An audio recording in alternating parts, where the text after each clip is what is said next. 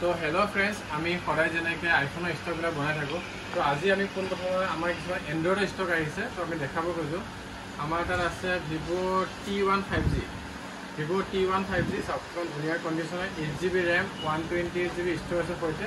তো ইয়াৰ প্ৰাইচ আমি ৰাখিছোঁ 10,000 টকা। কিন্তু এইটো যদি কোনোবাই EMIত ল'ব খোজে, আমাক 4,000 টকা ডাউন পে'মেণ্ট কৰিলে ফোনটো লৈ যাব পাৰিব। আৰু তাৰ পাছত যদি কোনোবাই OnePlus ফোন কম দামত বিচাৰে, তো OnePlus 9 চাওক, ইন ডিছপ্লে ফিংগাৰপ্ৰিণ্ট থকা ফোন হয়। এইটো ডিছপ্লে চব অ'কে, অৰিজিনেল কণ্ডিশ্যনৰ আছে, স্ক্ৰেচো নাই। তো ইয়াৰ প্ৰাইচ আছে মাত্ৰ 10,000 টকা। তাৰপিছত বহুতে কাৰ্ভ ডিছপ্লে ফোন বিচাৰে গেম চেম খেলিবৰ কাৰণে, তেনেকৈ আমাৰ আছে ভিভ' Y20 কিবা 7 ই বুলি আছে আৰু। তো কাৰ্ভ ডিছপ্লে ফোন, তো ইয়াৰ প্ৰাইচ নতুন 28,000 টকা হয়। তো আমাৰ তাত যদি কোনোবা ল'ব খোজে, তো আমি এইটো 16,000 মান দি দিম। আৰু যদি ফাইনেন্স কৰিব খোজে, ফাইনেন্সো কৰিব পাৰিব। আৰু বহুতে গেম খেলা ফোন বিচাৰে, তো আমাৰ তাত গেমিং ফোন আহিছে Realme GT60। চাইডৰ কণ্ডিশ্যন Realme GT60 কিমান ধুনীয়া কণ্ডিশ্যনৰ ফোন, স্ক্ৰেচ একো নাই। 8GB 256GB আছে। তো 4 মাহ হৈছেহে। তো ইয়াৰ দাম আহি যাব 20,000। আৰু EMI এভেইলেবল আছে। আৰু বহুত মানুহে ভাবে যে কিছুমান দামী ফোন আমি ক্ৰয় কৰোঁ কম দামত, তো এনেকুৱা এইবিলাকতো নতুন 30-35,000 দাম আছে।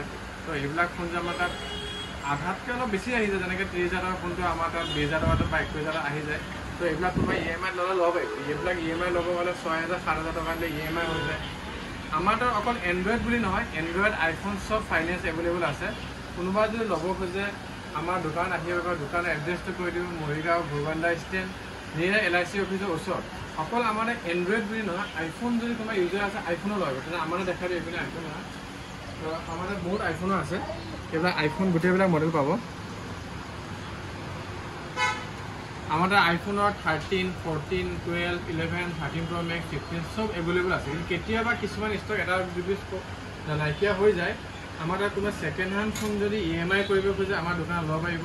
নতুন ফোন যদি ল'ব খোজে EMI ল'ব পাৰিব। আৰু EMI কাৰণে কি লাগে মই আপোনাক কৰিব খোজোঁ, বহুতে মানে কনফিউজ হৈ থাকে।